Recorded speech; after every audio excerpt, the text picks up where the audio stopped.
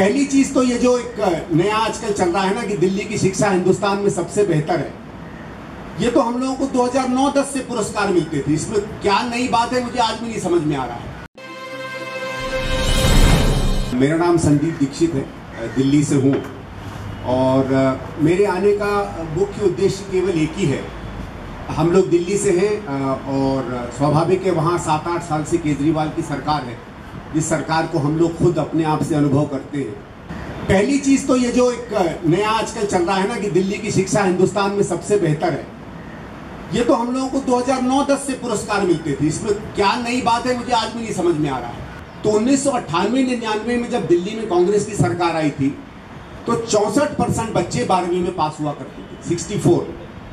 और 2013-14 में जब हमारी सरकार हारी तो 89% हम लोग आंकड़ा ले गए थे। 64% से लेके उसको हम 89% ले गए थे। आज मोदी सरकार मोदी कह रहा हूँ केजरीवाल सरकार उसको 96% पर ले गई। तो मैं ये पूछना चाहता हूँ कि फिर इसमें चमत्कारी प्रोग्रेस क्या है भाई? जब 15 साल में हम 64 से 90 ले गए, आप उसको 7-8 साल में 90 से 96 ले गए, ये तो कोई भी ले जाएगा। एक सामान्य गति से अगर शिक्षा चलती है तो आपने अचीव क्या किया ये तो मुझे बता दो ना। 1998-99 में जब हमारी सरकार आई तो दिल्ली सरकार में केवल 34% था 10वीं बोर्ड का पास का मार्क्स। ये सारे आंकड़े इन ग्राफ्स में है, वो मैं आपको दे दूंगा, आप चाहें तो उसको खोल भी लूंगा। 34% बच्चे पास होते थे। 2009-10 तक ये 39 का आंकड़ा 88% पर पहुंचा, 88% पर। मतलब सिर्फ आप समझ लीजिए 10 या 11 साल में 34% से ये पहुंचा 88-89% पर, यानी समझ लीजिए 50% की बढ़ोतरी हुई। कहें तो इसी को कहते हैं क्रांतिकारी परिवर्तन। फिर मैं उसके बाद 99% बच्चे पास हुए, लेकिन मैं उस आंकड़ों को नहीं कोट करूंगा क्योंकि आपको याद होगा जब कपिल सिब्बल जी मंत्री बने थे तो 7-8 साल बोर्ड के इम्तहान नहीं हुए थे, तो हर स्कूल में हर बच्चा पास हो जाता। इसलिए मैं 2009-10 से लेके 3-4 साल पहले के आंकड़े नहीं करता हूं क्योंकि वो इंटरनल होते थे और दिल्ली सरकार में 99% बच्चे पास हुआ करते थे, चाहे कांग्रेस की सरकार हो चाहे आपकी सरकार हो। फिर आता है 10वीं में बोर्ड का इम्तहान। आपको याद होगा मोदी जी की सरकार ने 3 साल पहले सीबीएसई में बोर्ड इंट्रोड्यूस किया। तो पहले साल जब बोर्ड का इम्तहान आता है तो दिल्ली का पास परसेंटेज 10वीं में सरकारी स्कूलों में है 72%, 72%, और आज है 81%। अब ये मैं पूछना चाहूंगा कि जहां आज से 12-13 साल पहले 90% बच्चे पास हुआ करते थे, आज वो गिर के 81% में आ गए, तो ये क्रांतिकारी परिवर्तन कैसे हुआ?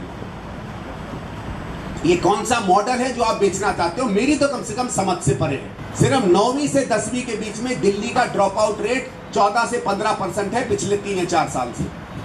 मतलब 9वीं में इतने बच्चे हैं जो पास नहीं हो पाते 10वीं तक, तो अगर आप 9वीं से माने तो 30 से 35% बच्चे हमारे 10वीं में पास होते हैं।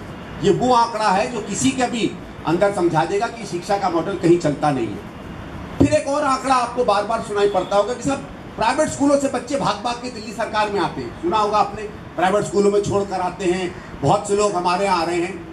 तो इसका भी मैं आपको सत्य बता देता हूँ। कांग्रेस की जब सरकार शुरू हुई थी तो करीबन 8 लाख बच्चे दिल्ली सरकार के स्कूलों में पढ़ा करते थे। और मैं थोड़ा वहाँ का प्रबंधन बता देता हूँ। दिल्ली सरकार में 5वीं 6ठी से और 7वीं से नीचे की क्लासें एमसीडी चलाती है, उसके ऊपर दिल्ली सरकार चलाती है। तो जब भी कोई दिल्ली सरकार का आपको आंकड़ा बताएगा तो वो 8वीं 9वीं और ऊपर की क्लासों का बताता आंकड़ा। तो दिल्ली सरकार में 8 लाख के करीब बच्चे पढ़ते थे। जब हमारी सरकार हारी तो 16 लाख 10 हजार बच्चे पढ़ा करते थे। 5% हर साल बच्चे बढ़ते थे औसतन। हमारी आबादी बढ़ती थी 2-2.5%, उससे ज्यादा में हमारे बच्चे बढ़ा करते थे। पिछले 5 या 6 साल में आप लोग आश्चर्यचकित होंगे, जहां हम 16 लाख पहुंच गए थे वहां 15 लाख, 15.5 लाख, 14 लाख, 15.5 लाख बच्चे केवल दिल्ली सरकार के स्कूलों में रहे। और सिर्फ पिछले 2 साल में, और खुद इनकी रिपोर्ट कहती है कि कोविड के कारण इनके पास 16-17 लाख आए और आज 18 लाख बच्चे। और हमने ये कैलकुलेट किया कि अगर दिल्ली सरकार जो कांग्रेस के अंदर थी उसकी गति से अगर बच्चे बढ़ रहे होते तो आज हमारे पास कम से कम 24 लाख बच्चे दिल्ली सरकार के स्कूलों में होने चाहिए थे। 24 लाख की जगह सिर्फ आप समझ लीजिए 18 लाख 10 हजार बच्चे दिल्ली सरकार के स्कूल में हैं। तो सवाल तो पूछना चाहिए आम आदमी से कि 6 लाख बच्चे गए कहां? आने की जगह, प्राइवेट स्कूल से आने की जगह दिल्ली सरकार में जितने बच्चे जाने चाहिए वो कम हो गए हैं। और इन्हीं की एक रिपोर्ट जो मनीष सिसोदिया ने संसद इनके विधानसभा में दी थी, उसमें वो दिखा रहे हैं कि जहां 2014 में करीबन 26 से 27% बच्चे हैं केवल प्राइवेट में पढ़ा करते थे जब कांग्रेस की सरकार हारी, आज वो नंबर बढ़ के 29% हो गया, कम नहीं हुआ। तो बल्कि कहानी तो ये बनती है कि दिल्ली सरकार से बच्चे छोड़ छोड़ के प्राइवेट में जा रहे हैं, उल्टी कहानी नहीं चल रही। फिर आप आ जाते हैं टीचरों पे। आज टीचरों के मैंने इसमें आंकड़े दिए हैं। करीबन आज से 2013-14 की बात है, हमारे टीजीटी में करीबन 1900 और पीजीटी में करीबन 4-4.5 हजार टीचरों की कमी होती थी। आज दोनों की कमी हमारी 21,000 टीचर की कमी है दिल्ली में, 21,000 टीचरों की।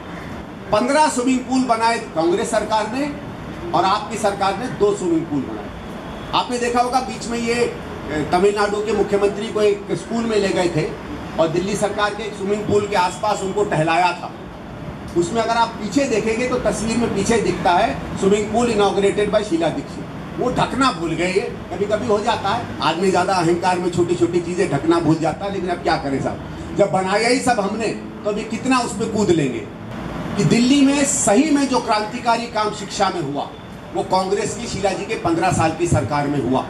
उसने एक ऐसा मजबूत ढांचा बनाया जिसमें इनकी सरकार ने आकर उसी ढांचे को 4 गुना बजट करके, मेरे ख्याल से 5-6 गुना उसकी इश्तहारबाजी करके उसको धीरे धीरे आगे बढ़ाने की कोशिश की।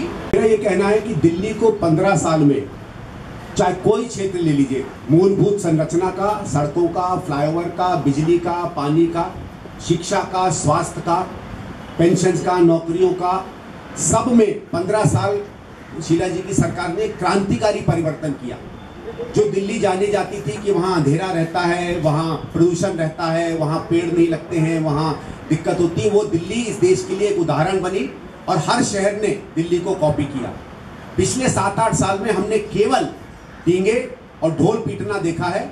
मुश्किल से जिस जगह दिल्ली खड़ी थी उस जगह भी मुश्किल से ये सरकार उसको संभाल पा रही है। बल्कि अब धीरे धीरे, क्योंकि इन्होंने फ्री फंड की राजनीति की है, आने वाली दिल्ली इंफ्रास्ट्रक्चर में पीछे रहेगी, सड़कों में पीछे रहेगी, फ्लाईओवर में पीछे रहेगी, अस्पतालों में पीछे रहेगी, स्कूलों में पीछे रहेगी, कॉलेजों में पीछे रहेगी। कोई ऐसी चीज नहीं है जो दिल्ली में अपनी बढ़ती हुई आबादी को पूरी तरह से दे पाएगी। डर हमें यह है कि 2013-14 की जिस राजधानी पर हर हिंदुस्तानी को गर्व था, आने वाले सही समय में कहीं वो राजधानी हम सबके लिए एक सवाल न बन जाए।